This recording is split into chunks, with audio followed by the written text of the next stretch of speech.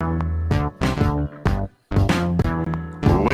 and gentlemen, yes, this is your favorite show, Sports Unfolded, with your favorite hosts, Eric and Ron.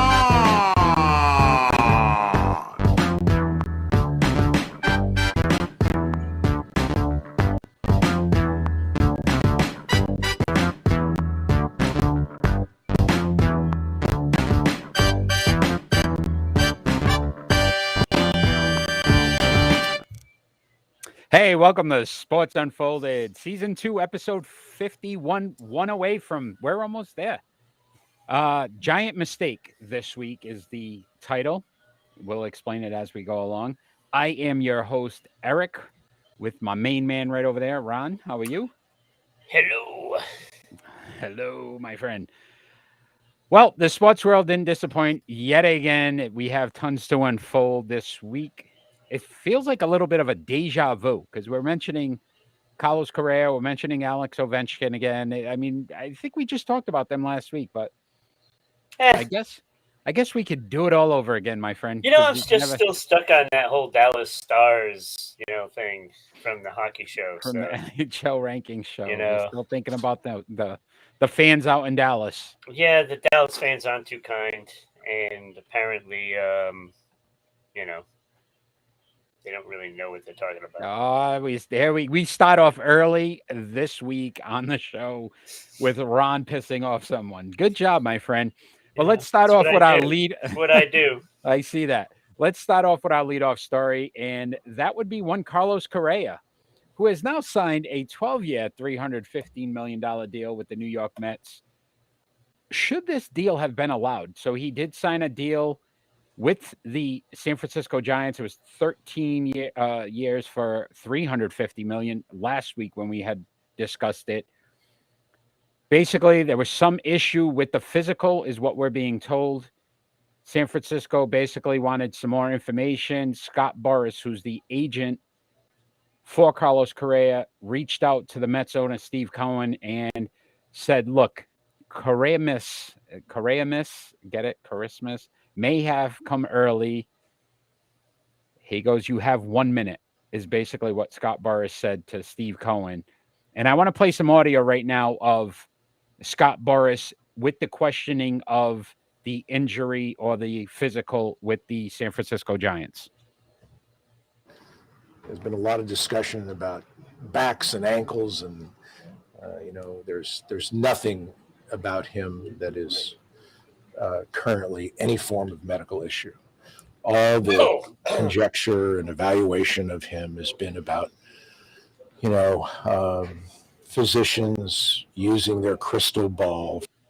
So he's basically saying these physicians are looking outward as to say, hey, look, this is what the injuries could happen with Carlos Correa in the future. So when we talked about it last week, Ron, we discussed he would be 41 by the time the contract ends. So he'll be 40 now with this new one.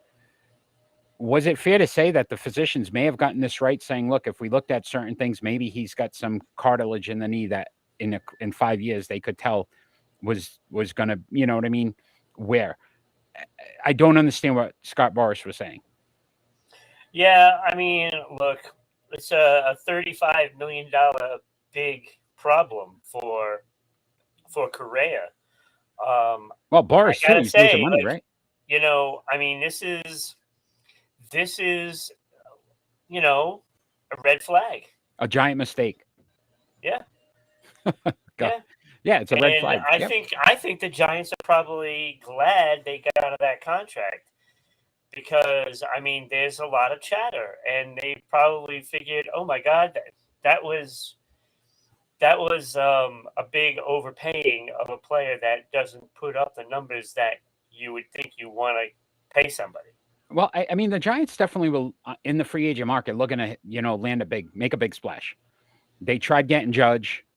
Then this Correa deal was like the next, step for them in that process. And unfortunately, look, if I'm going to pay somebody, I'm going to pay somebody that's going to produce, and I get that injuries happen.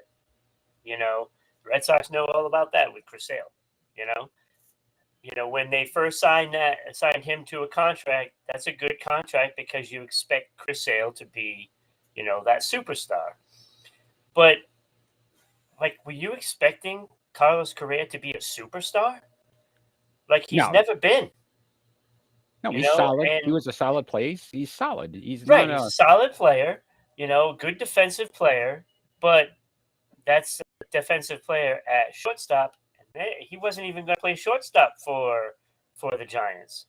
So you're now asking him to play a different position, and on top of that, asking him to do better at the plate than what he can. I mean, to me, if I'm going to spend all that money, I'm going to spend all that money on a player that is considered, to be a top player. So Aaron Judge, Mookie Betts, that kind of a player. I was almost said Hideo Nomo, but what year are we going back, my friend? But he wouldn't even be qualified for that either. But Shohei Ohtani would be, those are the guys that you want to shell out the money for. And just think about it. Shohei and Ohtani is a free agent next year. Right. So you're looking at the contracts that are being offered right now. Now you got a dual threat when it comes to pitching and hitting. I mean, I can only imagine what he's going to get on the market. And I'm sorry, like, if you're gonna give Carlos Correa all that money, what does that say about the pay scale of the rest of the team? They're spending the New York Mets just threw money everywhere so far. And you think about it, even Correa, they're going to move him to third because they already have Lindor. They don't need a shortstop. They just want to spend money. They grabbed Verlander. They re-signed Nemo. They re-signed Edwin Diaz. Yeah, they want to win the championship. They want a World Series title, and they're going to try to do what LA did. Yeah, we've seen this before, though. Even think about the Florida Marlins. Yeah. Do you remember the Marlins? Like, they would go all in.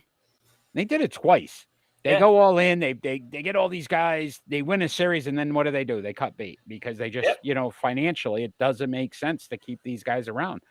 Right. But you start tying these guys into these big contracts, it's going to be very hard for a team to say, hey, look, I want to take him on at 35 and still be paying him $30+ million a year, knowing that he's not the same player. No. And this is Scott Boras. Good luck to him. Good luck to him. Scott Boras runs Major League Baseball. He is by far the when it comes to an agent in a sport and controlling a sport, he's the guy. Well, he just lost his client $35 million. So, I mean, but this is my point would be, Ron, though, what was holding up the deal with the Giants? Something came up on that physical, and he can sit back, Boras, and say crystal ball, and they're looking. There's no way in anybody's right mind that you can sit back and say the Giants were going to offer him a contract and then pull back. They didn't even pull back the contract. They just said, look, we've got to investigate something that came up on the physical. And then all of a sudden Boras is like, okay, let's go somewhere else. Yep. So I would question how legitimate, you know what I mean, his health and this question was to begin with. Yeah, you got to. I mean, because he didn't play a full season, last season either. There was an injury, albeit it wasn't a long injury, but maybe that is what's coming up, and maybe there's something else there that he's going to have surgery on, and it's just not out yet. So you said, right, he lost $35 million for his client. Think about this, Ron. If it comes back, and let's just say Correa at some point next season has an injury that affects him and he's out, Scott Boras, his credibility with these owners, it could be shaken because now they're going to start to look at, okay, how did you pull that trigger off and tell him nothing's wrong, and then he's out. He's out. He's got to be very cautious and walk a tightrope. And you also have to look at it at the Mets' point of view. If there's something there come up as an injury, this upcoming season, they have a case that they can, I don't think file against Correa. Yeah, but is there a lemon law in I don't know. I don't think there is. So I don't know. They're on the hook. I mean, how many times have we seen a guy sign a big contract and he really doesn't play? He just gets paid. Well, I figure at some point soon he's going to be hanging out with Bonilla, Jay, and thanks for joining again. they'll be enjoying their big like 10 million plus salary together when they're not even playing. Yeah, maybe Chris Sale can come, give him a call, say, "Hey, this is what I did. This is how not to ride a bike." But Yeah. it'll be interesting. All right, great discussion. But let's go into our National Football League NFL action this week, and the big story that's coming out of Philadelphia right now is Jalen Hurts. He's been ruled out for that massive game against the Dallas Cowboys this weekend. Talk about a disappointment. But how do you think overall it's going to affect the game and what we're going to expect to happen in this game? Well, now this puts a ton of pressure on Dallas because now if Dallas loses, that is a problem for Dallas because they cannot afford to lose to the backup for Jalen Hurts. They can't afford to lose to him. Gardner Minshew, baby. Gardner Minshew, Yeah. that magic. I look, I've never been a big believer in Gardner Minshew. I mean, he's seen some action this season in 3 games. He's thrown for 34 yards at 50%, no touchdowns, no interceptions. He really hasn't played much. The key would be, look, Jalen Hurts he's on an MVP pace. The record, what he's been able to do. The problem's going to be now is how does Dallas game plan for a quarterback that they really haven't seen all season? That could be an interesting factor that we're not taking into account. You've seen the tape on Jalen Hurts. Yeah. We don't know how the Philly offense is going to change now under Gardner Minshew. Look, this is what I was saying. And, Dallas, this is like a playoff game for Dallas. Because they have to win this game. They have to win this game. You lose in overtime to Jacksonville. It's in the back of everybody's mind right now. Right. And then if you lose this one on top of that to a backup quarterback against your division rival that you're trying to gain ground on, and it's a bad look. So if they lose this game, which I believe they will. Wow. I think they're going to predictions lose. later on the show, my friend. Look, I just don't think that they're going to hold up against that defense. Yeah. And I don't think that they're going to get into, the back pocket of whoever's throwing the ball for them, whether it's Minshew or, whoever their third guy is. I just don't see it. I mean, look, I like Parsons and all, but that offensive line is different than what they're used to playing against. Jason and Wenda, thank you. So I will say this. If you look at Dallas, this is almost what happened with Dallas. If you think about when, Dak went down in that injury and Cooper Rush came in, and he actually carried the team for those 4 or 5 weeks. We could see the same thing with Philadelphia. They may rally around this and say, look, we've got to continue to play hard because Jalen Hurts is playing lights out. Yep. And we just don't want to let him down. And Gardner Minshew, realistically, if you're asking him not to lose the game, that's all you're telling him to do. Let our defense control it. We have enough talent on the offensive side of the ball. Just don't make any mistakes. Right. It's going to be an interesting game because I honestly, I don't know if I agree with you so much as Dallas loses this game, but I think it levels the playing field more, where I was probably saying Philadelphia, no doubt, with Jalen Hurts. Now I'm kind of debating as to if Philly can pull it off. Right. Just disappointing. It just shows you, what we're looking at in the playoffs, and we really have no faith in, the coaching staff of the Dallas Cowboys. That's what it really all comes down to. Yeah, and I think you said it perfectly when you said this is a playoff game for them. And if Mike McCarthy can't get this team hyped up for this game, saying, look, we have a better opportunity we've ever had. They lost their best player on offense. We need to win this game. Not only because it's a division rival, because they are the favorites right now in the NFC, and we have to show that we're the dominant team. Yeah. So let's see. To your point, if they stumble here, a lot of questions about McCarthy and his coaching and coaching in big games. No, great point. Great point. Speaking of another coach, New England Patriots lost in what we can say is probably one of the weirdest endings to a game I've seen in recent memory. How short do you believe the leash is now in New England with Bob Kraft after their loss to the Las Vegas Raiders? Well, I gotta think that it's crossing his mind now. Speaking on the shoulders of Kraft. Look, I mean, when you start getting, trade talks amongst the media, it's like, well, they could offer, some draft picks to get Belichick. And I think there's a lot of teams that would do that. And that is correct. I think there are a lot of teams that would do that. So, that whole theory of where there's smoke, there's fire. I mean, there's got to be talk. There's got to be talk, and there's got to be some thoughts right now running in Kraft's head that this is not working anymore. We have a quarterback that is supposed to be the heir apparent to Tom Brady, and he's not looking so good, but we don't even know if it's because his ability or if it's just coaching.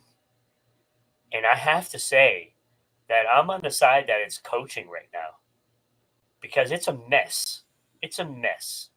Yeah, I mean, I have to agree with you. Like, Bob Kraft's got to be sent back right now and saying, look, you put these guys in position. You basically said that Matt Patricia and Joe Judge were going to be our offensive coordinators that are going to basically have to carry your second-year quarterback and improve him, even though they don't know offense. So to your point, listen, Bob Kraft, the New England Patriots have been very successful. We understand with Tom Brady and Belichick and what they were able to do.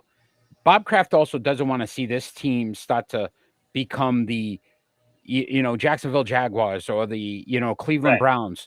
Right. And they're getting to that point. Look, one playoff appearance, if they don't make it again this year, one playoff appearance in the last 3 years is not going to be acceptable.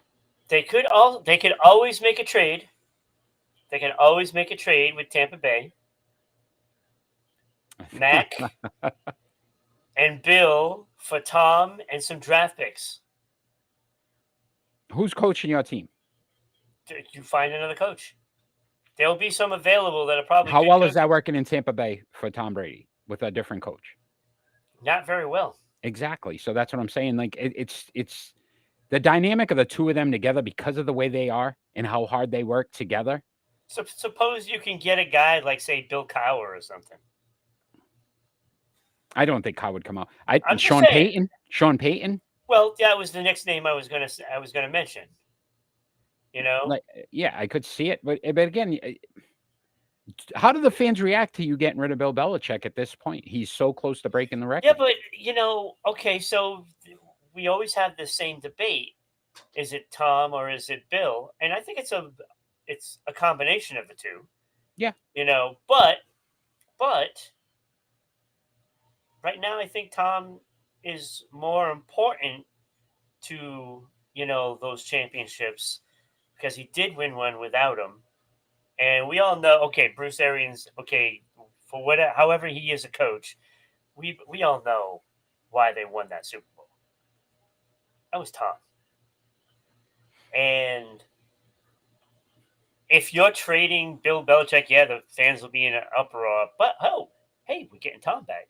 At least another year or two, That's the way they look at it. And, look, fans love Tom more than they love Bill. Yeah, and there's a lot of rumors out there. Look, that Tom Brady either retires after this season or possibly there's been talk that he may come back to New England for one more year and retire as a Patriot. There's a lot of options. He has a lot of options. Yeah, Bill Belichick possibly, leaving the coaching reins. Yeah. And just moving to a front office position has been mentioned and rumored lately this week. Yeah, because, I mean, you think about this, Eric. Even if you do not choose to go after, say, Peyton or a Kyle or any of those coaches that, are out there that are available, there may be a guy in Tennessee that becomes available. Yeah, no, that's a good point. Because if they lose to Jacksonville and they fall out of first place, I think heads could roll there. Yeah, I mean, Mike Vrabel would be a solid option. I mean, I'm just throwing it out there. Like, this is what we're here for, you know. But would you say the talent's better in open up a Tennessee? can of worms. Yeah, but would you say the talent's not better? Well, I mean, that's debatable too, probably. But he really hasn't been able to win in Tennessee, and even when they were playing well, Tannehill was playing well. They had Derrick Henry. They had a great defense, and he wasn't able to win Vrabel. So I just don't know what the best option would be at this point. Right. They will never know what the best option is until there are. And as bad as they are, Ron, 7-7, this team would not be 7-7 with another coach. I could, if Mike McCarthy, let's just flip that role for a second. And Mike McCarthy and Bill Belichick were in two different roles. If they were in both different roles, they would both. Cowboys would have won the Super Bowl last year, and they would win the Super Bowl this year. Exactly. And Mike McCarthy would probably have this team at 3-10. Yeah, 3-11. Oh, I totally agree with that. So I mean, it's hard to say that if they, because of the way they're built, they're not set up to win right now anyway. No. So Belichick may be your best option. And this is what I was saying at the beginning of the season, how, the record is really good, right? Yeah, but I don't think, Bill didn't go into the free agency market again this year because he's seen what, the Chargers and the Raiders and some of these other teams did. And he's like, well, there's now 5 or 6 teams that are vying for a championship. There's no point in getting a receiver if that's not going to be the difference maker. And the funny thing you mentioned, the teams that aren't even legitimately contenders, right? But when so how well did that work out for him? Right. When you looked at it, everybody thought, Denver's going to be really good. Right. They have that whole AFC. Now they have Russell, We said it. The AFC West could have 3 teams that are like 13 and 4 or whatever it was. Right. And it's like. And I truly believe Bill Belichick looked at that and said, you know what? We'll wait a year. We'll see how this pans out. And we'll just get this kid, trying to do the right things. And even though I think Bill Belichick made a mistake and didn't get an offensive coordinator. And this is what I'm saying. So what do you do now next year? Let's just say status quo.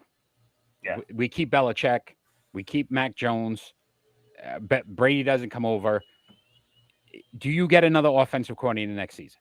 I think you have to. So now you're going 3 straight years of 3 different coordinators. Right.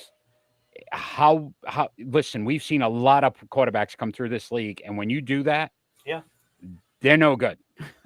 They now it's going to be a new philosophy, new terminology. Well, Here there's we a go couple again. of guys out there in the league that has already happened to, right? I mean, how many has Baker Mayfield had? Yeah. 2? 3, probably 3 or 4 now. 3, now, because, he's been everywhere. Everywhere in the league already. But Darnold has been there. Yeah.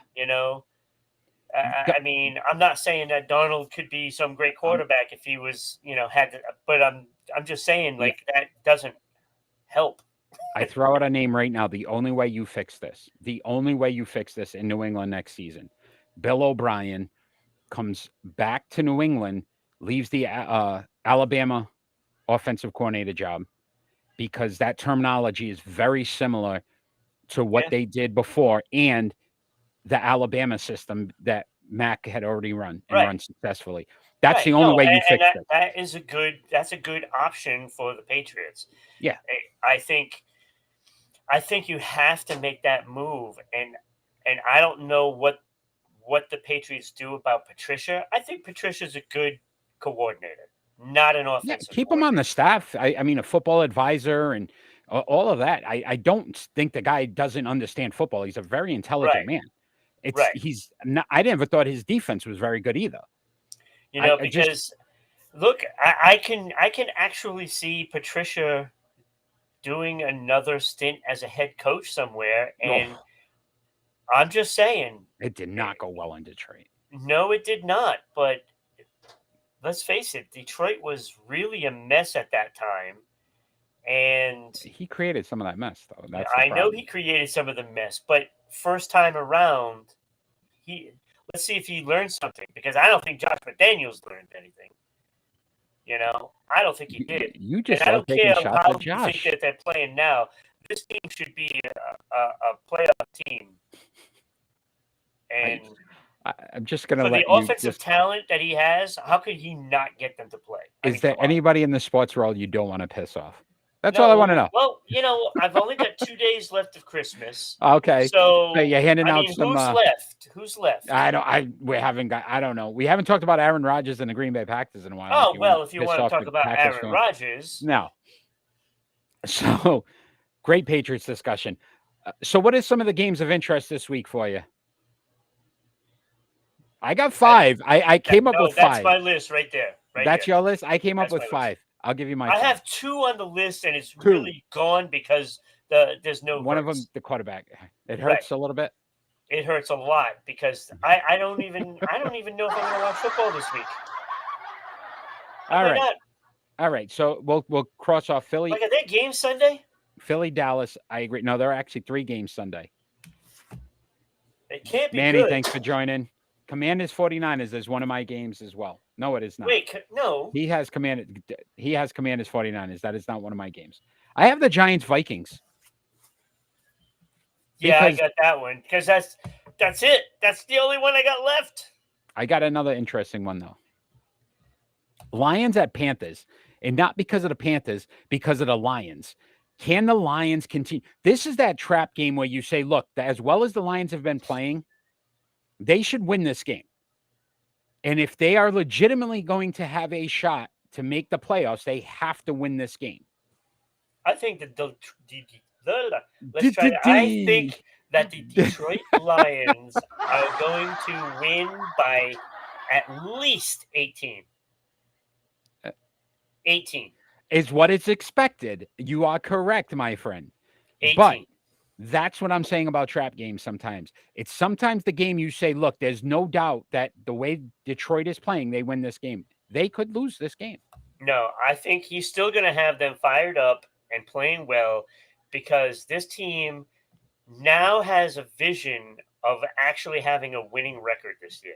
Commanders 9 is interesting, Manny. If the Commanders hadn't lost to the Giants last week, I'd probably say that would be a more interesting game.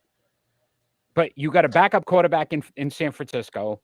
You have a team that just lost to the Giants that shouldn't have lost to the Giants. I also have, though, Packers at Dolphins. Because both of the Packers have to win out to even have a shot to make the playoffs. Yeah. And the Dolphins, realistically, as well as they started, are 8-6 right now. Yeah, they might not even make They may not make the playoffs either. So both of those teams need this win. Yeah. So I thought that was an interesting one. And then my last one, Ron. Bucks at Cardinals. How do you not? Look, Tom Brady may not even make the playoffs. We thought it was a shoo-in in that division.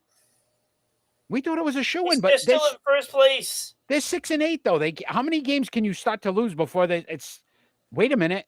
You know what I mean? One of these teams might get lucky, and if it happens, it's terrible, right? It's so bad, and yet the Bucks, you would think automatically it was a guarantee lock. They're fighting for their playoff lives as well. I know they are. And that's why I think Tampa Bay is going to win that game. You know, look, it's Tom Brady. He's going to step up. We said that against San Francisco last week. It's Tom Brady. He's not losing to a backup quarter, 7th round, Mr. Irrelevant. He knows how important it is. Yeah, they but got he's pretty good. They got smacked, bro. San Francisco's a good team. Slapped around. Arizona is not. I get it, but 35-7? Tom Brady. That defense, man. That defense was no match for that offensive line. That's what I'm saying. We can't count on Tom, and Tom we trust. It's gone. Done. Yeah, you want to bring him back to New England. If he does make that playoffs. Although I will say, I just finished my first year in my Madden season. And who did I re-sign as my quarterback? I brought Tom Brady back to New England. That was my big free agent signing. I signed Tom Brady back. I got to do it. I had to do it. I had to do it. Correcting a wrong. If Bill wanted it, I made it right. Okay. That's how I look at it. Yeah, because that was all ego. That's the way it should have been. Tom should have been here. They would have won at least 2 more Super Bowls. But I digress. Let's move on, my friend, to. You don't even know. There's one. There's two. There it is. It's a triple play, my friend. It's triple play time. Got some NHL talk. I know how excited you were about this. Hellebuck is actually spelled wrong there. Oh, good job. Yeah, where's the Y? There's no Y. Yeah, you need the Y. Why do you need the Y? All right, so we are gonna decide who we start, bench, and cut from these 3 top wins goaltenders so far in the NHL, and that's Linus Ullmark, Igor Shesterkin, and Connor Hellebuck. Ron, you are first this week, my friend. So who you starting, who you benching, who you cutting? Yeah, I thought it was going to be cut and dry. Very good, my friend. But obviously, I think if you don't pick Shesterkin to start, you're a complete. Be nice. Can we be? Listen, you got one more show to try to have a heart. Okay, have a heart. Let's go. If you don't pick, you're mildly delusional. How's that? All right, mildly delusional. Thank you, sir. Thank you. Very good.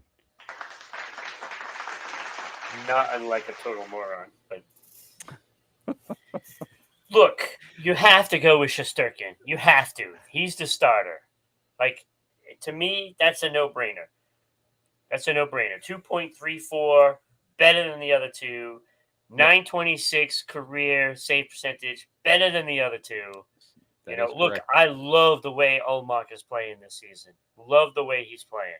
Yeah, and if we were going to do it based on this season, it's a different list. I don't know if it's a different list. I still take Shesterkin. Wow, okay. All right. Yeah, I still take Shesterkin. Wow. It's coming from Homer. I mean, look, I think Ullmark is on the way up. Hellebuck is on the way down. Hellebuck has been around a long time. He's getting up there, long in the tooth. So with that being said, they both had the same career save percentage. Yes. So I'm going to go Ullmark because he's younger and on the rise rather than, starting his descent. Not saying that Hellebuck is on the descent. He's there right now. This is as best as he's going to be able to play for the rest of his career. Okay. So I cut Hellebuck. All right. So I agree with you, Shesterkin. Has to be the starter. Yeah. By far, best save percentage. He's one of Vezina. So again, he's one of the top goaltenders, and that 2.34 career average, much better than the other two. I disagree with you, though. I went Connor Hellebuck as my bench because of his experience, because he's had 31 shutouts, because he's won one Vezina, and he's been an all-star twice. Yep. I just feel like he's performed. I'd rather have a guy that I know's backing up my sure starter. If I need him in, this guy has handled it and been there before in those tough situations. But because you make those kind of decisions is why I win championships and you don't. Yeah, that's exactly why, my friend. That's exactly why. Yeah. It is. And I am. Do I have to take you off the Christmas card list too? Bro. Because I still haven't gotten it yet. I'm cutting Linus Ullmark. But listen, I disagree with you. If it was this season, and we're talking about this season, what he's been able to do with the Bruins, I would say right now he's ahead of Shesterkin this season. Because Shesterkin's given up a lot more goals than he has in the past. His numbers aren't as good as they've been in the past. And I don't know if that's so much about what's being played in front of him, but it's just, you know what I mean? I like what Ullmark's been doing in Boston. I do too. So, my friend, it is NBA time. It's funny. We had that discussion about Bobby Orr. on the hockey show. Yep. And I had somebody ask me last night who was the best Bruin of all time. And That was pretty easy. Pretty easy. Like what he did with that plus minus, Gretzky took like 20 years to do. yeah, look, when we talk about it, and it's even when we get to the NHL thing about the shots, we'll discuss. But Yeah. So we're going to discuss some NBA right now, and we're going to talk about Damian Lillard. It's Dame time. He passed Clyde Drexler as the Portland Trailblazers' all-time leading scorer. How impressed are you with this feat? And I'm actually surprised it happened, to be honest with you. And your I thoughts didn't on think he this? played enough. Believe it, 136 less games. He's beaten the record. Clyde played in 136. Yeah, but I mean, it doesn't even seem like he's played much. He's been out a lot. How many years has he been with Portland? 9 or 10 now. Somewhere Has in that it been range. that long? Yeah, he's been around for a while. It feels like he's been injured for like 9 or 10. Oh, wow. Wow. So here's the difference. He's thrown up. He's got like 1,600 more 3-pointers made. The league's different, so you're going to score more. I still take Clyde over him, though. And that's what I was going to say. If you look at the numbers, he's third in assists and sixth in steals all time for the Portland Trail. Clyde Drexler is number 1 in steals, second overall in playoff points. Second in rebounds and steals all time, and 7th in blocks. He's first in points in the playoffs, Clyde as well. Clyde Drexler was such a good player. Dame Lillard, as much as I respect him, I think he's a very good player. I really do. And if he ever came to Boston, there was rumors at one point, I would have loved to have him. But I would say this, he doesn't perform in the big games. He's got a 4-8 playoff record. He's only been to the Western Conference Finals once. And he got swept. They just, again, not enough talent around him, whatever you want to say. But Clyde Drexler went to the finals 3 times with Portland. Yeah. And you think about those 90 teams, unfortunately, they faced Michael Jordan. Yeah. I mean, considered probably one of the greatest, if not the greatest of all time. We could debate that as well. Some people would. I don't think this. I don't care what they say. They're off the Christmas card list anyway. So would you say? Look, he's probably he's a lock for a Hall of Fame, Damian Lillard.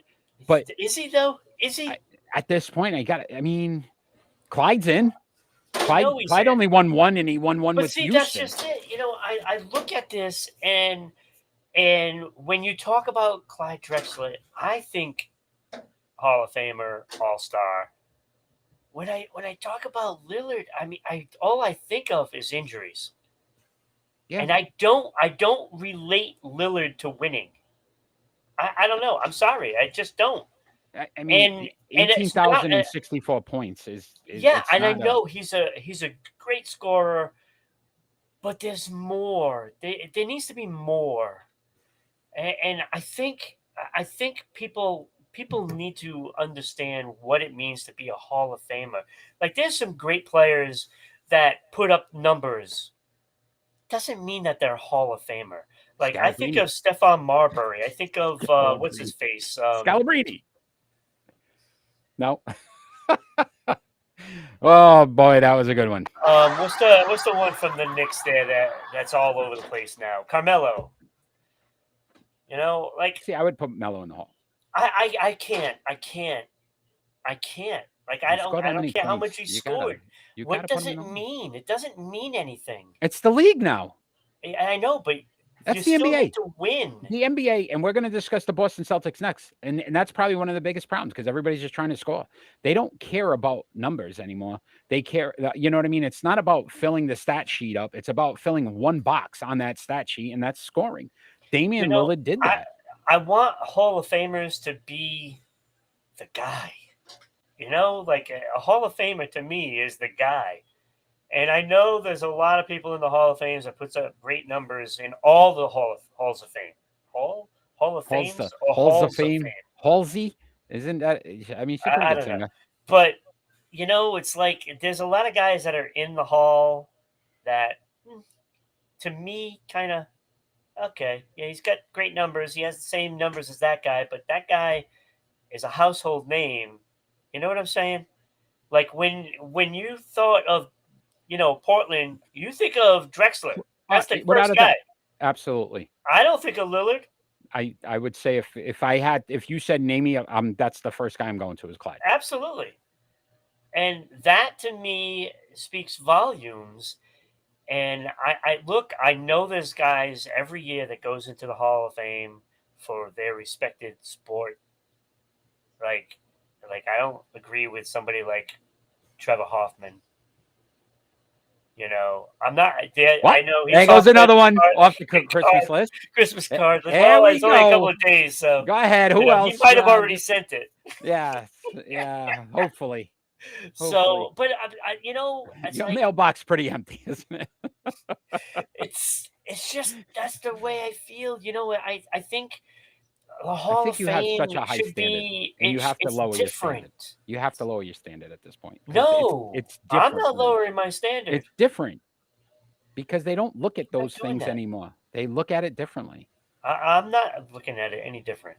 So if I get a chance to vote, and I expect to eventually, I think I should be one of their voters. Oh yes. I And could only imagine who would get in. you'd have to deserve it. Look, you'd have to deserve it. I mean, Right. and I think a Hall of Fame should be somebody that's a Hall of Fame character too. Dame That's Lillard. how I feel. If you know why Dame Lillard deserves it, can I say, if anything else, the loyalty. He could have left tons of times. Portland really hasn't built a team around him. And No, how and many I guys have you understand seen? that. How many times have you seen guys just bounce and try to create a super team or do something? It's This just man that you has can't stayed. get over the fact of the He injuries. stayed. the He stayed, man. injuries. He stayed. That should count for something when it comes to the Hall, because he could Yeah, have very and he'll easily go gone to into a the super team, Portland won a Trailblazers championship. Hall of Fame. But That's why he they could have make won a those. championship anyway. He could have ended up going to, you know what I mean, Miami or wherever, He and might saying, "Hey, still look, win one not somewhere. with Portland." No, but he'll get traded this year. All right. Well, let's discuss the Boston Celtics. They've lost 3 straight, and now are second in the Eastern Conference behind the Milwaukee Bucks. What are some of their reasons for I that? told you so. What are some of their struggles? But I want to play this audio first of Jason Tatum's last press conference, and you tell me if this may be some of the problem as well. I We know. just got to regroup. We got to get back to. We got to learn how to win again. I think it's not as simple as that, but we got to get back to having fun. I think we, playing a little timid. I don't know about you right now, but I'm motivated beyond control. I want to run through a wall. So I'm gonna go off camera and run. Hey, how I'm gonna about run. putting in an effort? I'm running through Let's that start wall. there. That man makes me want to run through a wall. No, he doesn't. This is why they won't win a championship with It's this so team. bad. It is so bad when you hear that sound. They've already lost the next game. Whatever the next game is, they lost. They're playing Milwaukee on Christmas. Yeah. I think they're playing tonight, though. They're playing Minnesota tonight, and then Milwaukee. Yeah, they're going to lose to Minnesota, then they're going to lose to Milwaukee. I just don't understand it. Look, we talked about this during the finals. They needed to get production from their bench. In the last 3 games, their bench is averaging, as a total, less than 30 points a game. So the guys that are coming in and trying to spell Tatum, Brown, Marcus Smart, right, Brogdon, any of these guys, well, actually, Brogdon's probably the only one on the bench that's scoring. None of these guys are putting up points. Dude, as a team, they're shooting 47.7% from the field. The last 3 games average 38. Almost 10 points less. 3-point percentage, Eric, 37 to 27. It's laziness. This is why they're not going to win the championship this year. This is why they lose bad games, because they go in on their high horse and they just think that going through the motions are going to win a game where you just take a shot from anywhere and it doesn't matter. You got to work for it. You got to work for it. And again, I agree, right? You lose 2 to Orlando back-to-back. Yeah, terrible. Right? You lose to Indiana. You were down by almost 30 points. Indiana just got blown out by 7 guys that are third stringers on the Brooklyn Nets. Like, how do you lose to that team? How do you lose to that? Well, I will ask you this. Dreadful. And this came up during the NBA rankings show. how critical should you be of the ownership of the Boston Celtics at this point and say, look, Ime Udoka may be the reason why they don't get back to the finals? I'm not saying Joe Mazzulla is doing a bad job, but his inexperience, and you think about how Udoka was able to turn this team around defensively, to play as a cohesive unit. Do you not say maybe they have to say, swallow your pride a little bit and say, what's best for this team to get banner number 18? Do you want me to be honest? I do. I honestly do. You Because need to I'm trade one of those two. Jalen or Jason is what you're saying. Yep.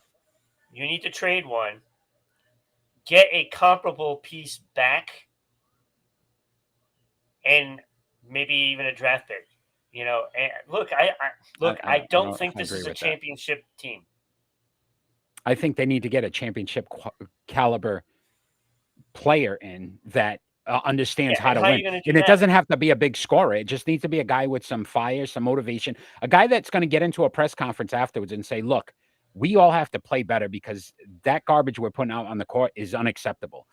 We need to have fun. We need to learn to have fun. What are you talking about right now? It isn't about fun. Look, I'm going to compare to some known leaders. All right, let's see what you got. Okay. What you need is a guy that takes the reins. You can't have Jason Tatum being the guy. You can't. It's just that's not how it's going to work. I like where we're going. You need a guy, say, Jason Veritek. I don't know how his jump shot is, but. Well, I'm just saying, as that kind of a leader. I got you. He probably can't jump very high now. I don't think he's got bad knees. I don't think it's the knees. I think it's the mac and cheese and oh, my friend, he likes to eat a little bit. Sorry, Jason. I know you won't be sending me a card off the Christmas card list. Yes. Mark Messier. I'll leave out Patrice Bergeron because I know you're gonna, you'll say, I'll call you a homer. Yes. Yeah. Tom Brady. Well, yeah. The guy that would he takes the reins. He'll get in your face and tell you. Through his actions who leads that team. Tom Brady. He's doing all the yelling. Does more yelling than the coaches. Those are the kind of guys that you need to take control of a team. Jason Tatum is not that guy. Brown is not that guy. They don't have a guy like that. They're just trying to fill stat sheets. And I think the closest thing they have to it, and we said this last year, is Marcus Smart. Yeah. But he's going to have to defer because he's not the best player. He's right. He's even to say he's the third best player is a stretch sometimes. Right. Yes, he's having a good season. He's finally developed into a point guard where he's I think leads the team in assists. But this is the problem with this team. They don't have that guy that demands the room. Just demands the room. But this is what I'm saying. Is the coach Jason Tatum, who's like he lost the next couple of games? Okay, so to your point though, couldn't Udoka be that guy? Is he not that voice? Because he seemed to be able to get them to the finals. Yeah, but I mean, like now, it's the same players. Nothing's changed. Now. Nothing's changed. Now. Absolutely, it's changed. Absolutely. Like the players are going to be looking at him now. It's like, well, you've got problems, so why do we listen to you now? I don't think he's going to ever command a room like he did. That's just how I feel. I just feel like they're missing an opportunity right now.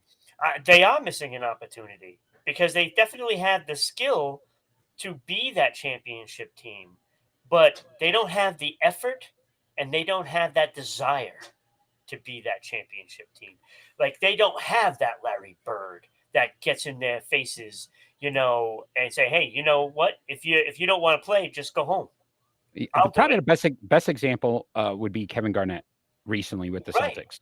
Absolutely. Because as great as Paul Pierce was, when Kevin Garnett got there, he changed the whole mentality of that team. Absolutely. And that's what they need is a guy that can just change the mentality of the team. Right. And that's what I'm saying. You need to find a guy that's either won it and just has that fire left. Yep. Or a guy that that is going to walk into that locker room and say, look, cut it out. We need to be better. Yeah. And they're going to listen to it.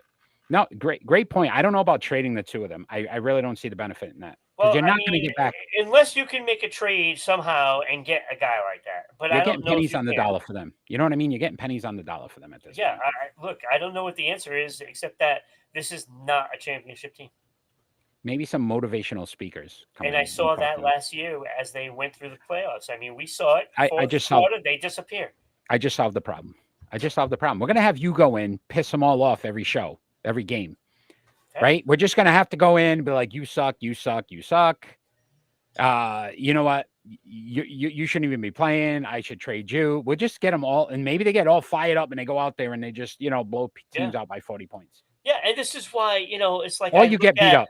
Or you get beat up. One of the two. I look at the Brooklyn Nets now and I'm like, why is Kevin Garnett running his mouth? Not Kevin Garnett. Kevin Durant running his mouth saying, oh, we're not getting any respect, blah, blah. When you're not getting respect because of your antics already. We know you didn't try when you had your other coach. They've won 8 straight. This is what the problem is. Brooklyn's right, because he's trying now. It goes back to that effort. They all are. And that's the difference, though. You got a guy that's an alpha. And even as much as we criticize Kyrie's going to go in that locker room and speak his mind. Yeah. And I think that's what you're seeing now. You're seeing them say, look, you know what? They wanted to blackball me out of this league and try to do all these things. And regardless if it was right or wrong, look, he's proven a point, Kyrie now. He says, I'll wear, you know what I mean, Skippies if I have to. I don't even know if they still make Skippies. Do they still make Skippies? But anyway, he's wearing whatever. That too. They make the peanut butter. But you can also send us a free jar of Skippy peanut butter right now. Sports Unfolded being brought to you by. But I will say that he took that and he said, "Look, that's going to motivate us to be the best team we can possibly be." Yeah, but Boston Celtics had that opportunity. I don't agree with that. I just think that Durant just wanted, a new coach. He wanted to dictate who was there, and that's what he did. I get it, but he didn't try until he got his way. Okay, but something motivated them. Okay, maybe it's the coaching change. Right. Maybe it was Steve Nash. What I'm saying to you is this: we've heard so many times now about the Boston Celtics saying, "Hey, we know what it felt like to lose last season in the finals. It's not going to happen again. We know we're not going to get in that situation." Yeah, and then you go out and just they're not going to make the finals now. Okay. and okay, I got you. Let's move on to some Major League Baseball. We are running long today. We got some good conversation going. I know. Trevor Bauer has been reinstated by Major League Baseball. Do you think they handled this whole situation correctly? Okay. I can't wait for this one. Yeah. Wait a minute. Wait. Time out. Before you even start. Are we pissing off just Bauer? Are we pissing off the Dodgers or the entire Major League Baseball organization? Probably Major League Baseball. Okay, go ahead. All right. When does Major League Baseball ever get it right? 25% of the time. Do they? 25. I'll give him 25. 25. 15. 15 my 25? lowest. I'll go 15. How's that? 15%.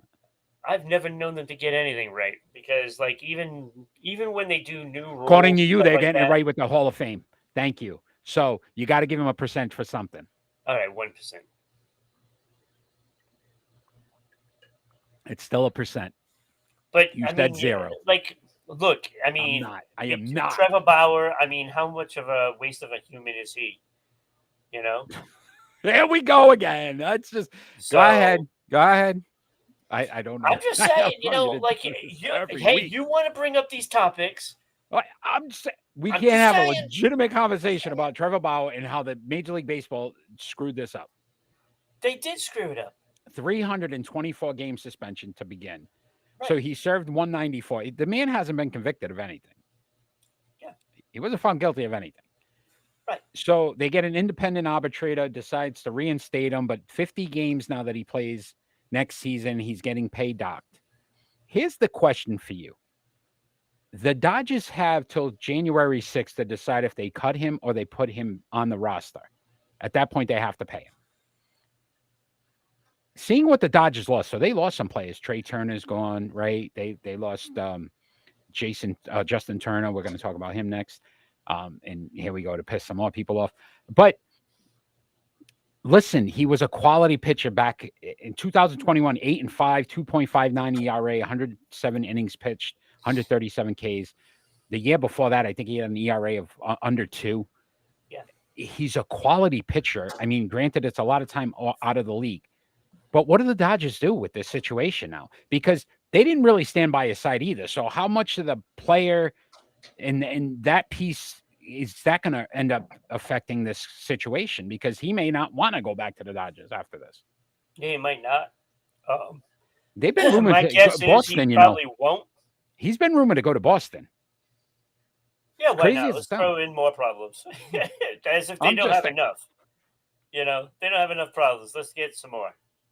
You know, look, I think he's a talented player. You know, he's got a lot of talent, got a lot of skill. I think that's the nicest But- thing you've ever said about anybody. But I think There comes he's a the- guy that needs to go to a small market. Yeah, it's probably helped. Minnesota or He needs Kansas a small City. market because people. I don't that- think that- he can handle the himself, media. you know, with, you know, in a big city. The with a media big alone. The spotlight. media, Boston media, New York media, they're not easy. Yeah, forget it. It's relentless. They will boo you at the Hence drop of a this hat. show. Hence this show. Yes. Right. Exactly. Exactly. You're not getting away with anything, Uh, you know, without us going after you for it. I just feel like I don't understand the suspension to begin with. 324 games seems a little astronomical. 2 years out of baseball. Yeah. For what? They suspend guys less for steroids, which is actually a performance enhancing drug that could affect you during the game, according to some people. It was a domestic violence, and I'm not saying that it's right. What I'm saying to you is, though, how did that have anything to do with the playing field? That's justified as more games than someone who's using performance enhancing drugs in playing the game. It's because of who it affects. If you're talking, okay, so it affects women.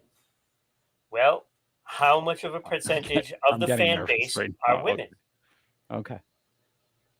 So I you don't have the can't answer. just say, okay, we're going to welcome him in with open arms, because then you lose that percentage. And what is it, like 35, 40%? Somewhere be. in there. It could be. Yeah.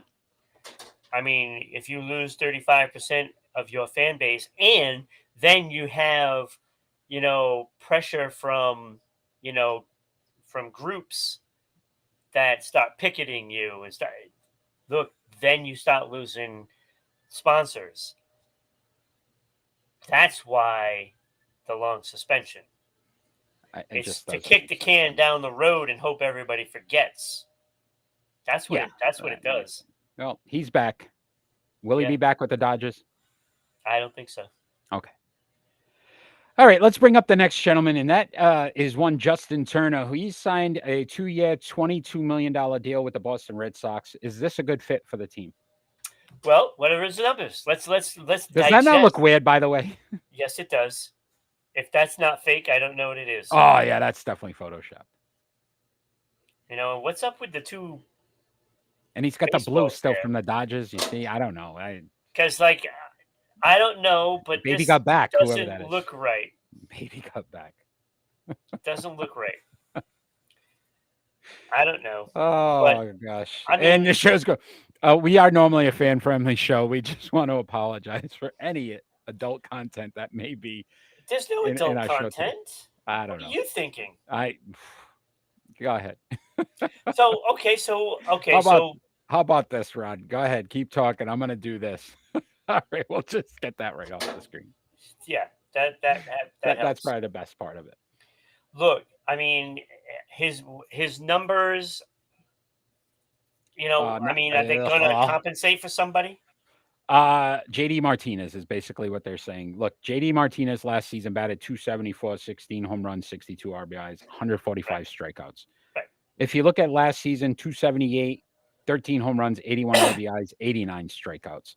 So less strikeouts, about the same batting average, a few less home runs. But this is my question. He plays second and third. JD was your DH. You obviously still listen. This Devers situation's getting ugly as well now because I heard know. those contracts are far apart. Does Turner become similar to what Story did? Trevor Story comes in. You're like, Plays how's this second going to work? base, and then he Right? eventually moves over to Moves third. him to short, right? And now does Turner come in and they put him at second and say, look, next season you're probably our third baseman? Yeah. It's not a good situation to me and if you're Boston, because if that's your option, look, his field percentage is not very good. He's 9.65 for his career.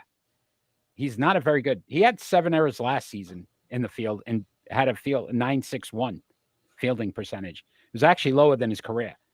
Yeah. So he's 38 years old.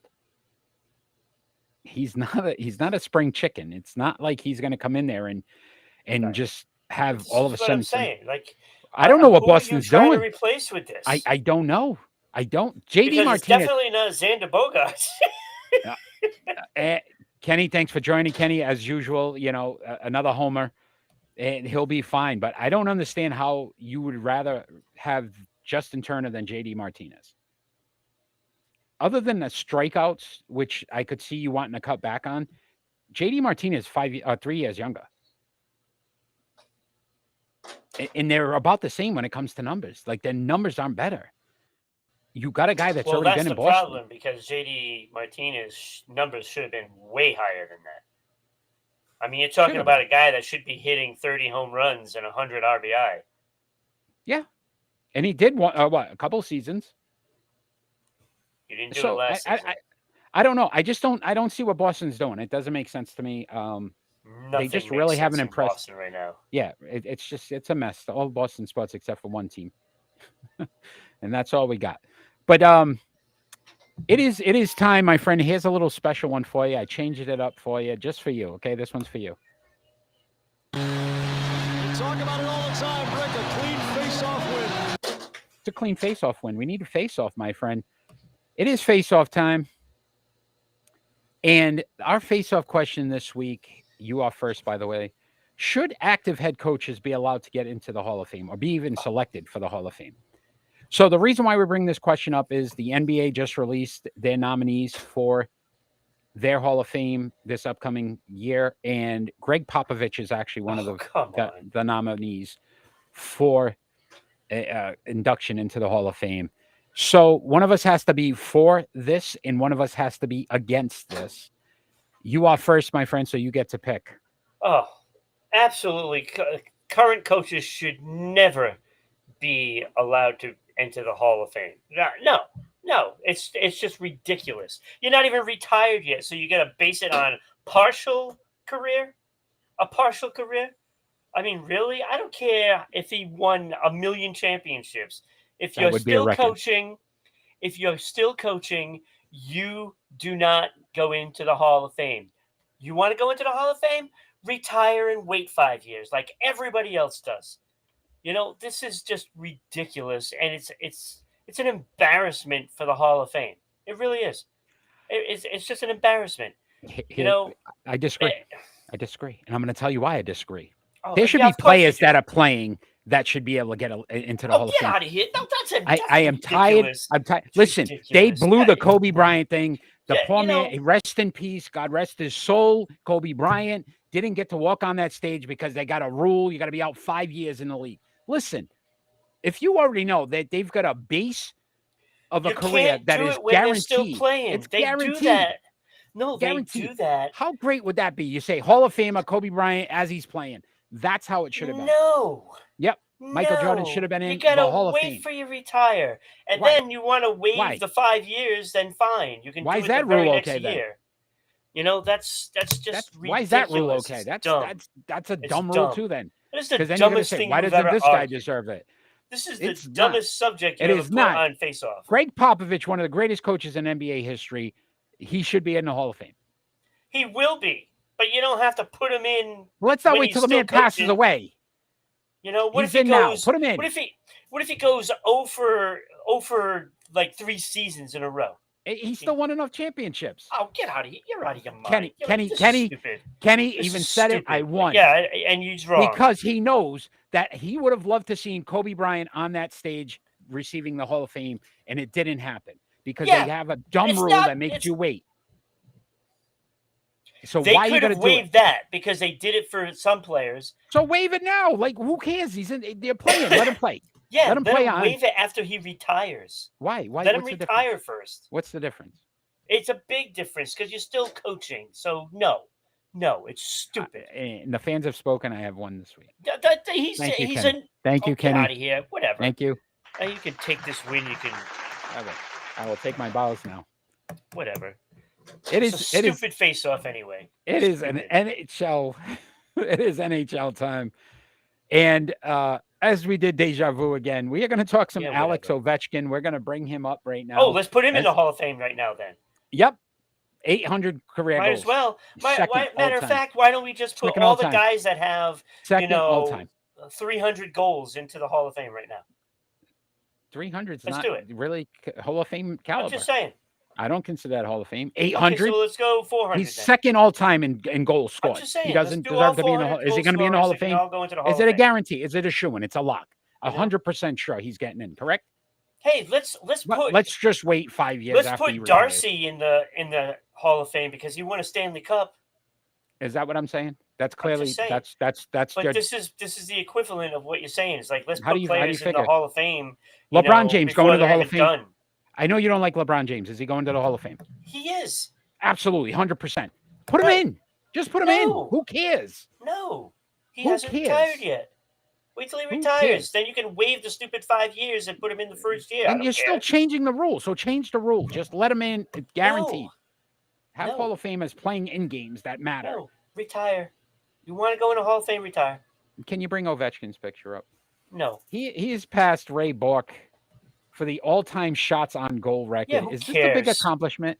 No, this is stupid. I'm Everything's actually stupid to insulted. you today. I'm actually Everything's insulted stupid you to brought it up. Oh, okay. All right, we move on. Good. So, on. 1,309 games. He's had 6,210 shots, 800 goals. That would equal 12%. So 12% of the time when he takes a shot, he gets a goal. That's not bad. Well, I when you looked take at- that many shots, I mean, you're going to get some I looked at- goals. Okay, I looked at Ray Bork, who he just passed. Ray Bork, 1,612 games, only had 410 goals. I grant a different position. So Right. before you give this argument, I'm just saying that equaled 6.6%, which again is still deep for a defenseman, right? So I said, let me just check Wayne Gretzky because we talk about how great Wayne Gretzky was. Wayne Gretzky had 5,088 shots. He scored 894 goals. That was 17.5%. Yeah. 17.5% of the time Wayne Gretzky shot on goal, he had a goal. That's Yeah. pretty damn incredible. It is. So I think the stat has some merit.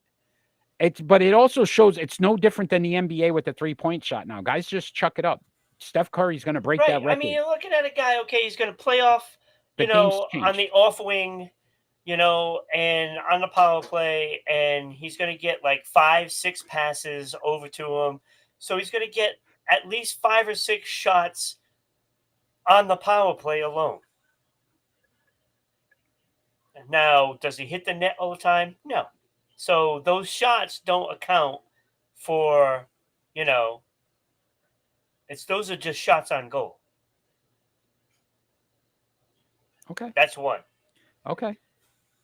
But if the guy is going to take 20 shots in a game, Oh, boy. your chances are with that kind of a shot, you're going to score a few goals.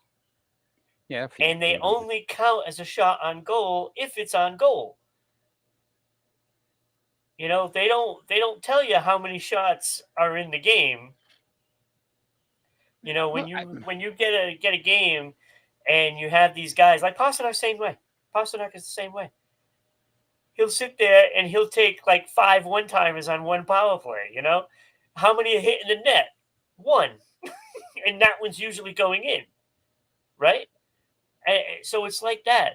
But when a defenseman takes a shot on goal, those are generally to be deflected. So you can't fault a defenseman. And I know you're not picking on Ray Borg. No, not at all. I'm just saying, I know. if you look I'm at the just saying, percentage, it's but just that's what the percentage is. When a defenseman takes a shot on net, they're trying to get a deflection.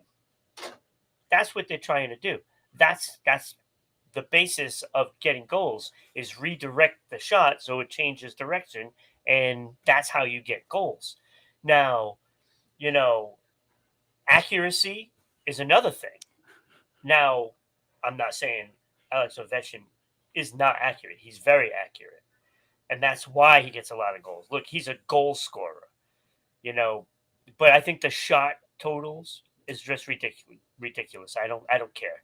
It's okay. like it's just a stupid stat that they keep track of now, and I've done my job well by picking topics this week that I knew would fire you up, and I've won that, my friend, for sure. Yeah, that's for the only sure. thing.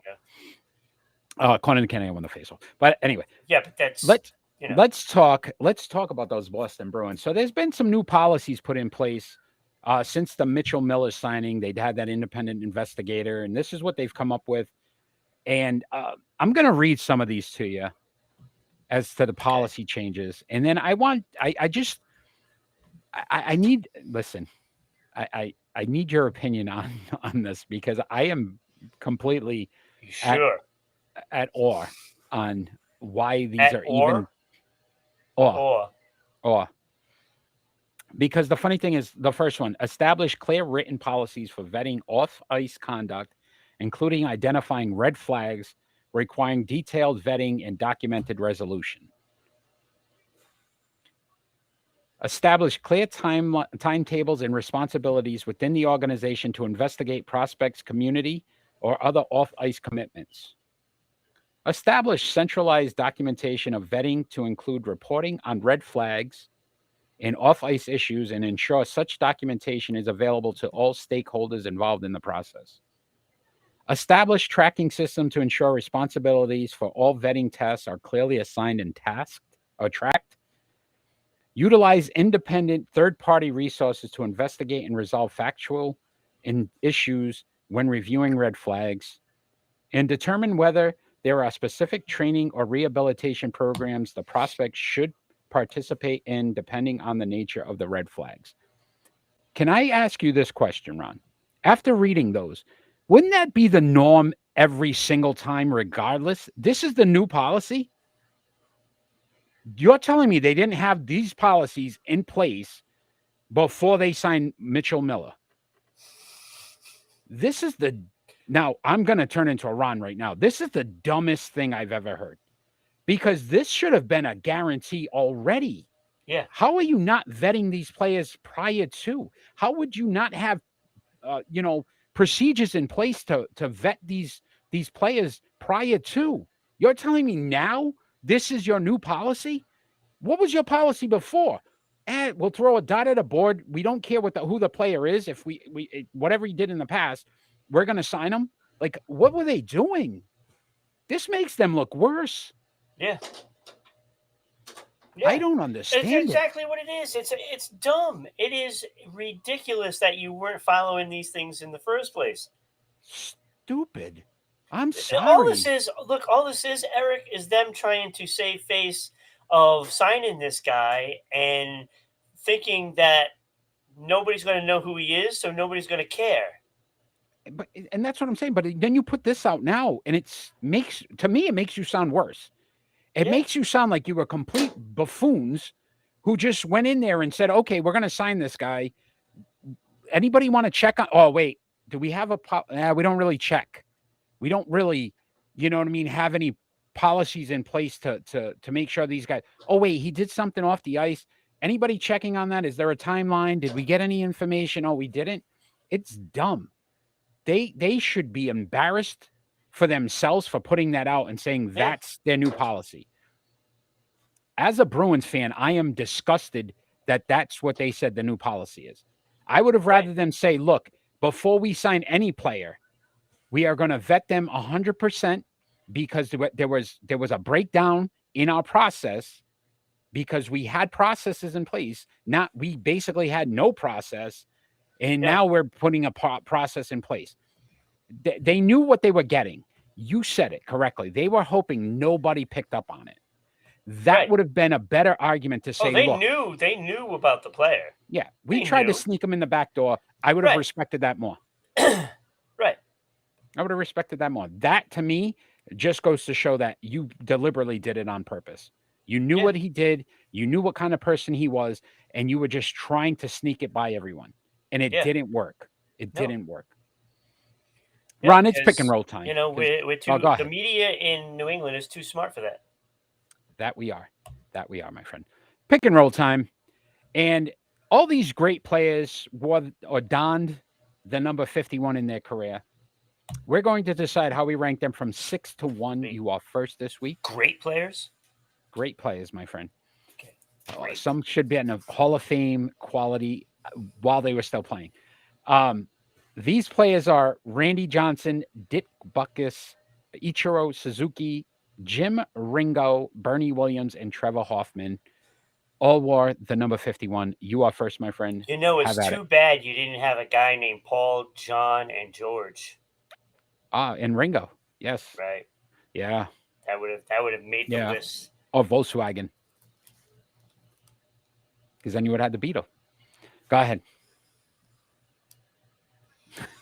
All right. So all these great players, as Eric would say. Great. I put at number 6 Trevor Hoffman. Once again, look, great career saves. 601 career saves.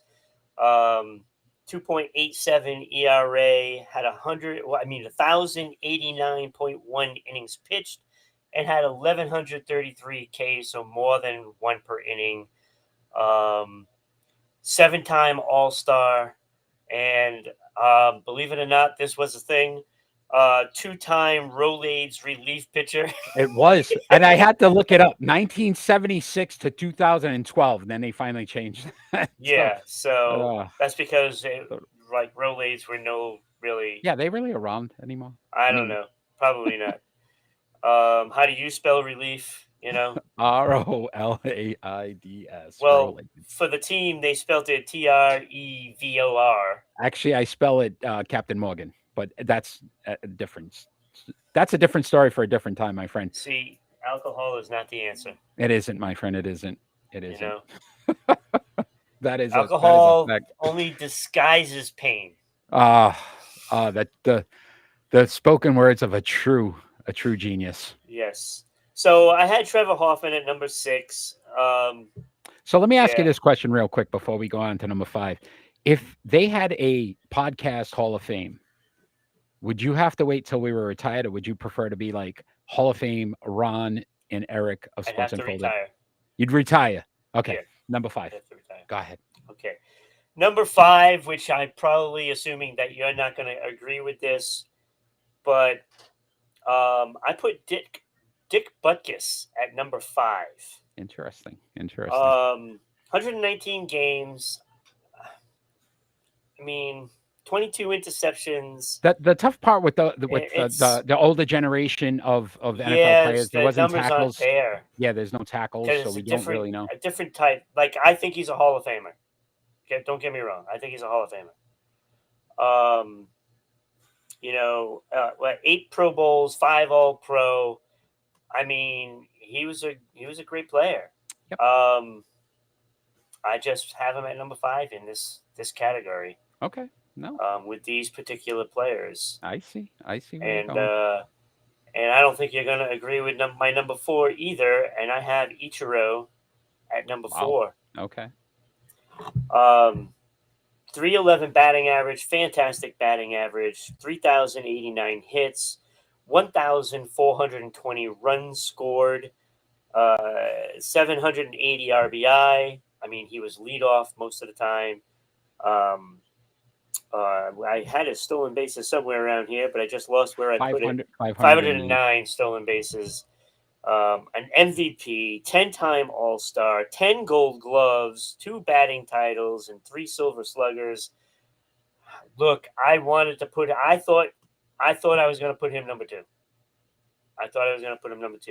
And I had a hard time debating between Butkus, Suzuki, Bernie, and Randy Johnson. I had a really tough time with this one. And this is where I say when you say great players, but they all really had some solid numbers. Yeah, well, really I had- think 5 of them are Hall of Famers. I think 5 of them are. I don't think Trevor Hoffman is. Okay. At number 3, and number 3, 4, and 5 came down to Bernie Williams. I put Bernie Williams at number 3. And the reason why I put him ahead of Ichiro is because he played like Less 600, games. 700 less 60. games, and he only had like Kenny. 50 something less runs scored. Kenny's making fun of our butt kiss. Yeah. Yes, very good, Kenny. Very good. That's the maturity level here at Sports Unfolded. Yeah.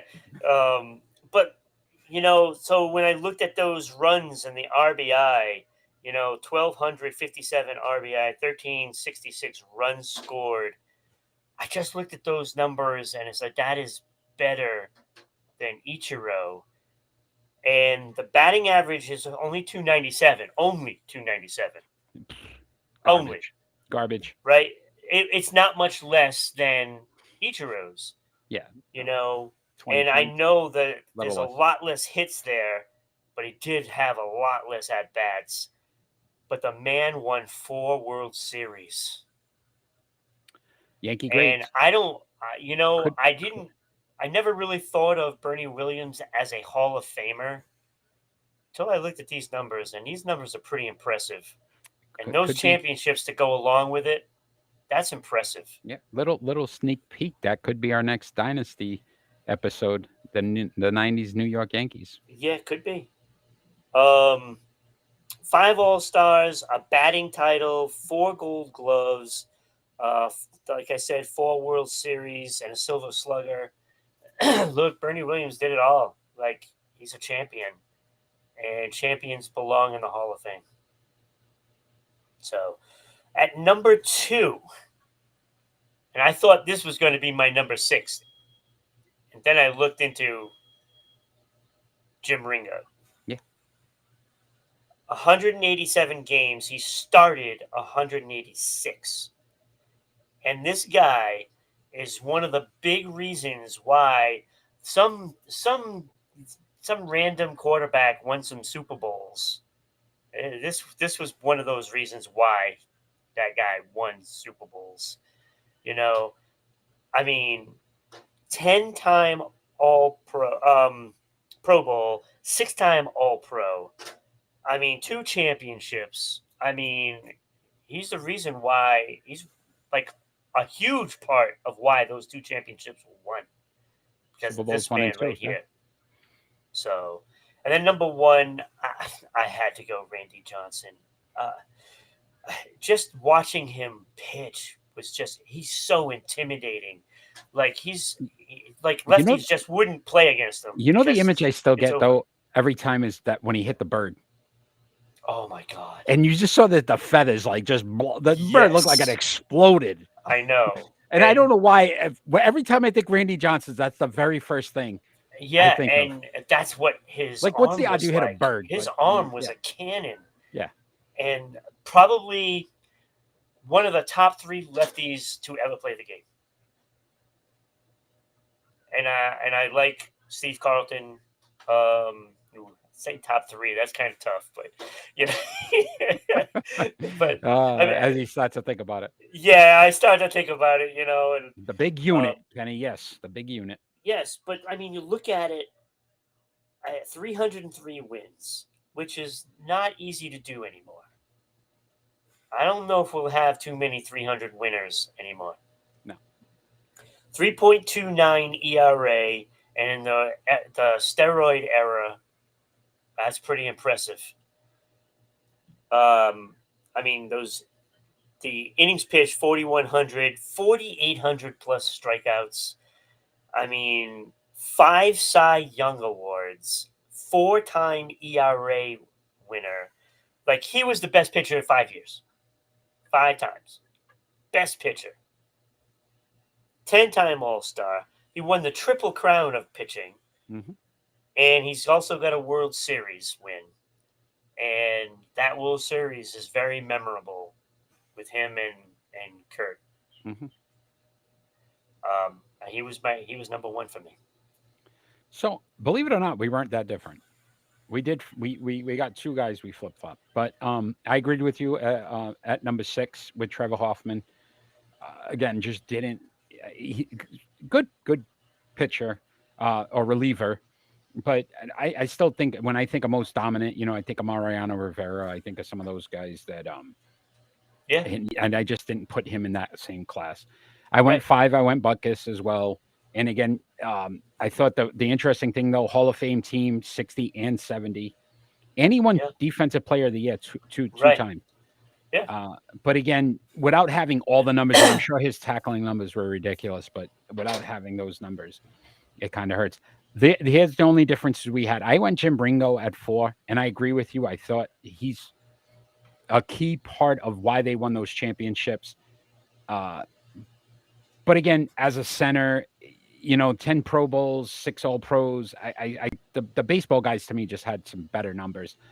But did you realize too? He's in the Hall of Fame for both the Green Bay Packers and the Philadelphia Eagles, yeah, and he only played in Philly for 4 years. yeah. I know. So that's pretty impressive. That was pretty impressive when I was researching him. Yeah, and this is why I had him so high. I mean, Yeah, no, I could see it why you was. did it. We just flip flopped Ichiro because I have Ichiro at 2, but Bernie Williams I did have at 3 as well. And I had Bernie Williams at 3 because of the batting average. I didn't put him ahead of Suzuki. Um, and then I looked at also when I looked at triples, believe it or Yeah, not, yeah, 55 for Bernie Williams, 96 yeah. for Ichiro, and the fact that 10 All Stars, 10 Gold Gloves for Ichiro, Oh, I know. It was not and an easy yeah, decision to have and the Bernie and on the top. MVP. So that's why I put him Yep. ahead of Bernie, and that's the only reason because the championships I was weighing it, and I'm going 4 championships. But then if we're talking just purely the player and not the teams they were on, I had to say Ichiro would have been my number 2, and then again Randy Johnson at number 1. I think to your point, I mean just the sheer numbers. He's second all time in Major League Baseball in strikeouts. Yeah. Only the great Nolan Ryan is ahead of him, and it's like Right. 900 strikeouts more. But Nolan, And I you know what the believe, played sad more part too. is? I still think Randy Johnson was a better pitcher. Ooh, there'd be some that debate that as well. I think 7 wasn't it 7 Cy Youngs by Nolan? He might be ahead of. It's I think he's I got mean, 7. it's Or was that his no hitters or something? I don't know. okay. So my mouse stopped working. Seems to do that a lot, my friend. It just stopped. I can't even change anything.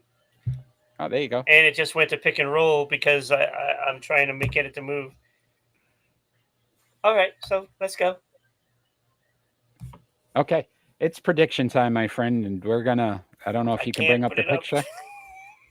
I can't put. All right, so I won't. Even, I can only press the button here. So Pick 'em prediction up. time. So give us those stats, Eric. All right, let me look it up here for a Oh second. wait. Oh, it moved like an inch. All right, so basically where we're at, lead is 10. Go 2 weeks left in the season. 207. You have 217. I went 7-2 last week, so I picked up 2 games on you. You were 5-4. Manny was 3-3 last week. Almost at 500. He's 68 and 71 on the season. Kenny, I know you're Okay. out there today, so Kenny, you're gonna have to make some predictions, my friend. You are well below 500 at 31-40. Not very good. Yep. Not very good. And All you right. took your side on the face-off. Go figure. So you are first this week. So you're picking on Christmas Day. We have the Milwaukee Bucks at the Boston Celtics. Milwaukee Bucks. I look at after you hear that interview, I think he's already saying he's losing the next couple of games. Okay. I think they lose tonight to Minnesota, and then the fire is ignited. They are beating the Boston Celtics. Kenny is going Celtics as well. This is not boding well for me. Hoopers. I am going Boston on this one. On December 27th, you got the Phoenix Suns at the Memphis Grizzlies. Believe it or not, Phoenix has started to play much better basketball. I'm going Phoenix here. I just feel like they're going to start to take over the West. I'm going Memphis. I am going Memphis. And Now, every time we the difference in interviews, I don't know if you caught the interview with Ja.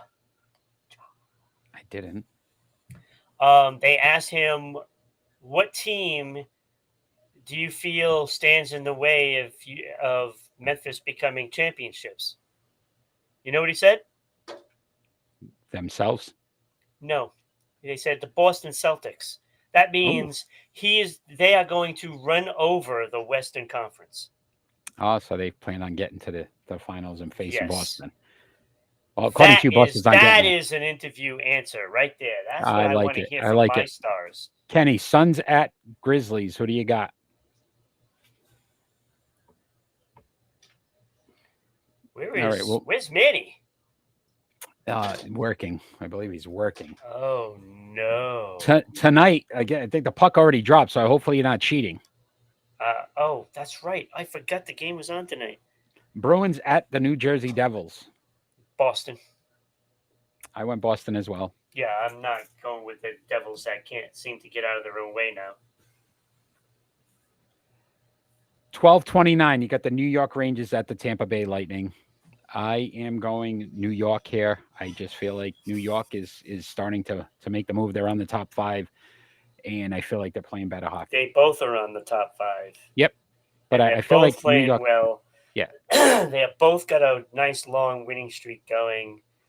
You know, they both played very well in the last 3 weeks. I am going to go with Tampa Bay. Okay, Tampa Bay it is, my friend. Christmas Eve tomorrow, 1:00. The Cincinnati Bengals at the New England Patriots. Europe, not like the country. Europe. I'm going Cincinnati. What? This is a first for you. Oh, Kenny went Tampa.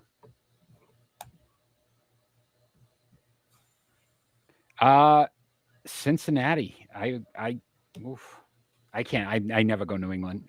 I don't believe in that team one bit. I went Cincinnati as well. We've got quite a few. Here we go again. Walk like an Egyptian. Susanna Hoff is at it there again. It is. Walk like an Egyptian.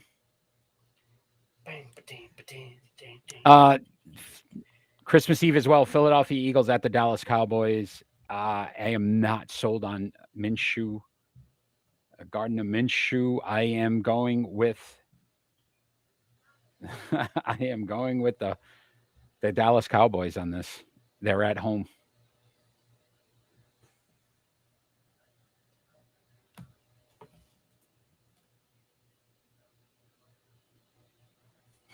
I already made my prediction. I'm going to Eagles.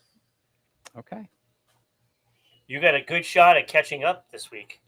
It's a lot different. I told you I'm on mustard relish guy, but all right. Kenny's going Dallas as well. I know Manny would go Dallas if he said maybe I'll give him a Cowboys pick. Also on Christmas Eve, you got the New York Giants at the Minnesota Vikings.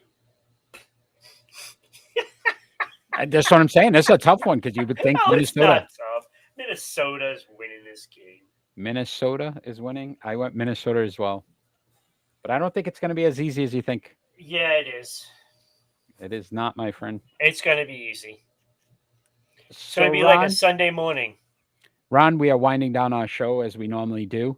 It's going to be like a Sunday morning, Eric. Is there no way to bring up the ticker? Yeah. Okay. Oh, so if you wow, I didn't do that at all. Huh? So if you'd like to follow the show on our social media platforms or Rhode Island Broadcasting, just check out that ticker. It'll go through every one of the ways you can follow us. Make sure you like, subscribe, donate.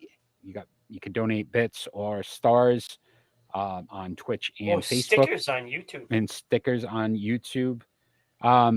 We'd also, if are looking for sponsors for our show, Ron, if you could let the fine people out there know how they can do that. Absolutely. You can easily find out all the information just by emailing us at ribroadcasting.media@gmail.com. It's just like going to your favorite coffee establishment, getting a cup of coffee and a donut. It's that inexpensive, and you get thousands of viewers, and it will always be on the internet. It's there forever. That's it, my And friend. it also goes on our social media. And let's say Facebook, over 10,000 viewers. We have 10,000 plus followers, plus, you add the 300 and Twitch and 300 and the Twitter, and 1,000 plus on YouTube as well. So you're going to get thousands of eyes and ears. Yes. So just make sure, again, reach out, get that information. We'd love to be able to, promote your business as well as you help ours continue to grow. Yeah, like a pick and roll. Come on, that's the pick and egg roll. Yes. You're still waiting on that one. Brought to you by, yes. So, Ron, how we normally end our show, we do our final thought. It doesn't necessarily have to be about anything sports related. It could be about anything going on in the world today. You are first this week, my friend. So your final thoughts. My final thought goes out to what that what's the guy's name that sold the Suns? Rob Sauver? Sterling, right? Is it Sterling? No, that's Sauver. the other guy. Sauver. Yeah, whatever. Another Sauver. guy. Adios. Don't let the door hit you in the backside on the way out. The best thing for the NBA is to get rid of these scumbags of the owners. And I think there's going to be some that follow in other sports. NFL, Snyder. That one's getting close. They are definitely working on that one. And, it's about time.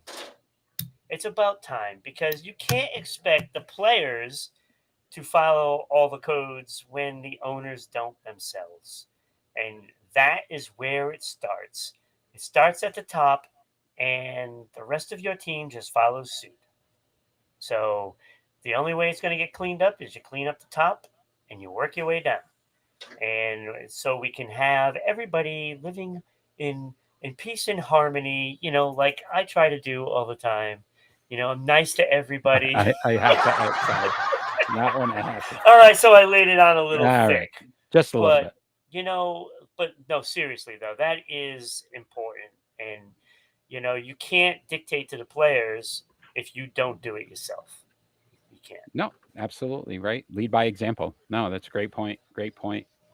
Great final thought. I actually have two. I know how much you love when I do that. But first one, I just want to real quick shout out to Brian and Manny, who have done Just for Kicks. Wanted to congratulate Argentina for winning the World Cup. Great match this weekend that just passed on Sunday. I ended up watching the entire game. What they've been able to bring to Sports Unfolded and in my enjoyment of watching this tournament, I just wanted to thank them for that and congratulate Argentina on a well-fought victory that went to penalty kicks. What a great match. And then on a sad note, I want to leave because next week we actually do a memoriam of all the great players that have passed and all the, from all sports.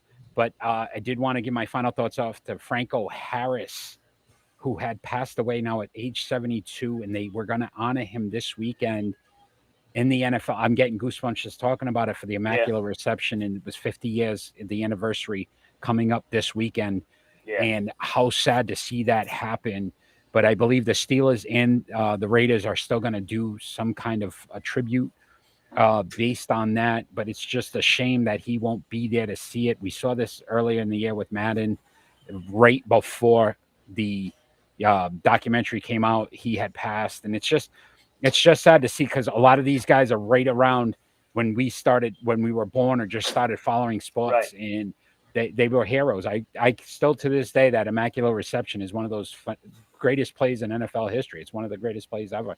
They'll show it for the next 50 years as well because it was just one of those unbelievable plays in the NFL. So rest in peace, Franco Harris. Again, just our thoughts and prayers with your family as well during this difficult time. It seems like we're doing a lot of these every week now, Ron. Yeah, I know. Yeah. Tiring. Yeah. So tune in next week. It's the final show of season 2, episode 52. Can't wait for that. The predictions will just about be finalized at that point. And we've got big and better things for season 3 coming up. So already booking some interviews and looking forward to having more sports be unfolded every single week. So Ron, as always, I appreciate your time tonight. Appreciate all you do, all the fans that have joined live tonight. Jay, Manny, Kenny, thank you for joining us. All those that are going to watch afterwards, continue to follow, like, share everything that you possibly can to help us continue to grow.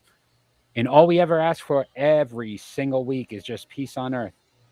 Have a good night, everybody. And Merry Christmas. Happy holidays.